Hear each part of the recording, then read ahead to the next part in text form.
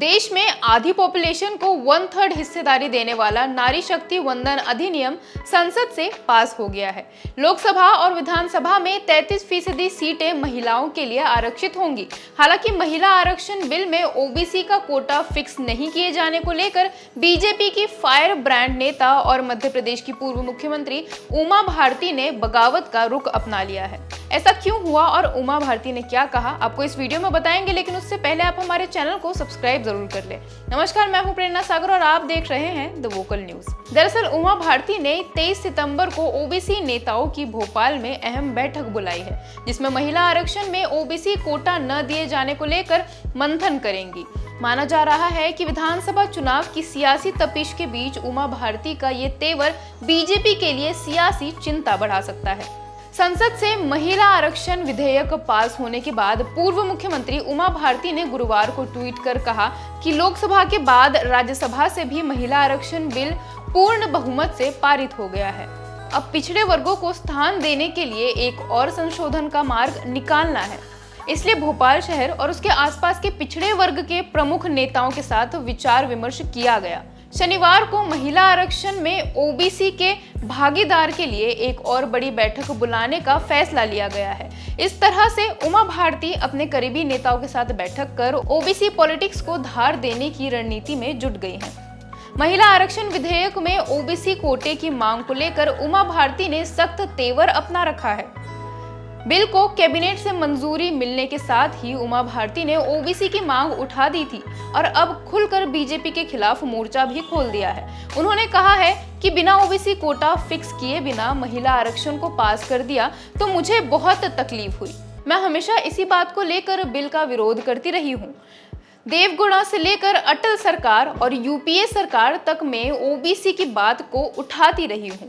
मोदी सरकार में मंत्री रहते हुए भी मैंने ओबीसी के बिना महिला आरक्षण बिल लाने पर ऐतराज जताया था।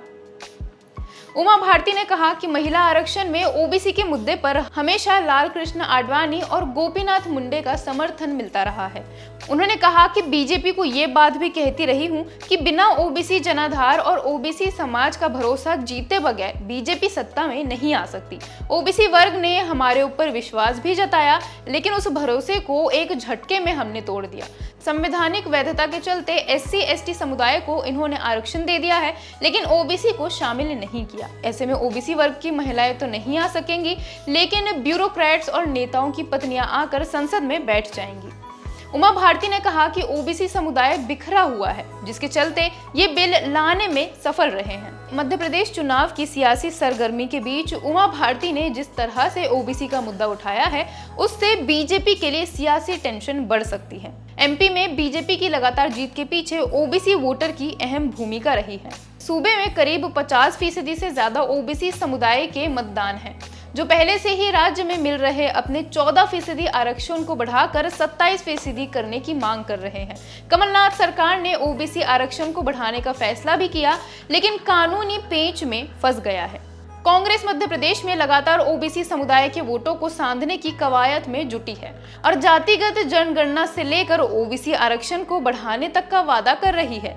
इस तरह से सियासी माहौल में उमा भारती का महिला आरक्षण में ओबीसी कोटे की मांग को लेकर मोर्चा खोल देना बीजेपी के राह में मुश्किलें खड़ी कर सकता है।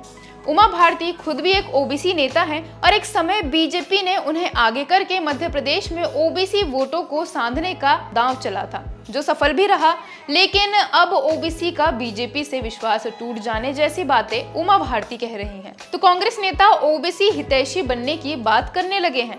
मध्य प्रदेश में 50% ओबीसी वर्ग किसी भी पार्टी का खेल बनाने और बिगाड़ने की ताकत रखते हैं। राज्य में फिलहाल 60 ओबीसी समुदाय के विधायक हैं, लेकिन राज्य की 100 से ज्यादा सीटों पर उनका अपना प्रभाव है। बीजेपी ने प्रदेश में पूर्व सीएम उमा भारती, पूर्व सीएम बाबूलाल गौर और मुख्यमंत्री शिवराज सिंह चौहान जैसे ओबीसी समुदाय के नेताओं को आगे करके मजबूत पकड़ बना रखी है। कांग्रेस इस बात को समझ चुकी है कि ओबीसी के बिना सत्ता में आना संभव नहीं है। ऐसे में कांग्रेस ओबीसी वोटर को अपने पाले में करने के लिए खास रणनीति के तहत अब पिछड़े वर्गों के अलग अलग जातियों को जोड़ने की मशक्कत कर रहे हैं। इन सब के बीच ऐसे में क्या आपको लगता है कि उमा भारती ने जिस तरह से ओबीसी के मुद्दे पर बगावती का रुख अपनाया है, उससे बीजेपी की चिंता बढ़ सकती है? अपना ओपिनियन कमेंट में जरूर शेयर कीजिएगा और ऐसी ही वीडियोस के लिए हमारे चैनल को सब्सक्राइब जरूर करें और नोटिफिकेशन के लिए बेल आइकन पर भी क्लिक करें। साथ ही आप इस वीडियो को लाइक, शेयर और कमेंट भी करें। आप हमें फेसबुक, इंस्टाग्राम और ट्विटर पर भी फॉलो कर सकते हैं और इसी के साथ डेली खबरों के लिए हमारी वेबसाइट thevokalnews.com को भी विजिट कर सकते हैं।